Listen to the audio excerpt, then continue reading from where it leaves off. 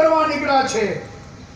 મને એમ લાગે છે કે વિપક્ષોની જે તકલીફ એ કૃષિ સુધારામાં નથી, પણ વિપક્ષોની તકલીફ એ છે કે જે કામ એ લોકો કરવા માંગતા હતા એનાથી થયા નથી અને હવે ભાજપ કરે છે, માટે તમે આ કેમ કર્યું, આ એ લોકોની તકલીફ છે।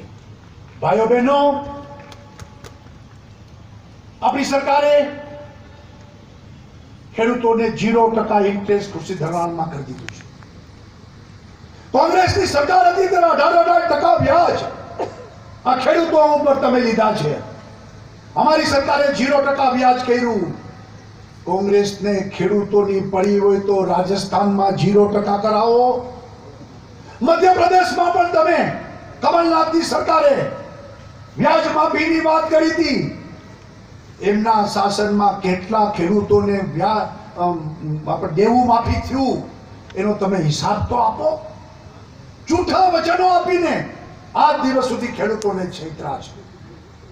દેવા માફીની વાત કરનારા લોકો, તમે કેટલા રૂપિયા દેવામાં ખેડૂતોને આપ્યા એનો હિસાબ આપો। જ્યારે નરેન્દ્ર મોદીએ દર વર્ષે 6,000 રૂપિયા ખેડૂતના ખાતામાં, કોઈ પણ ખાતેદાર હોય એને 6,000 રૂપિયા મળી જાય। દર વર્ષે 75,000 કરોડ રૂપિયા આ મોદીની સરકાર ખેડૂતોને આપે છે।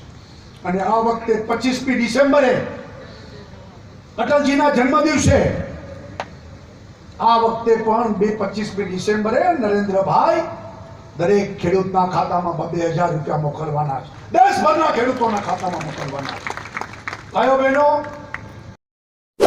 इस वीडियो को लाइक करें, हमारे चैनल को सब्सक्राइब कर बेल आइकन जरूर प्रेस करें हमारी न्यू वीडियो सबसे पहले देखने के लिए।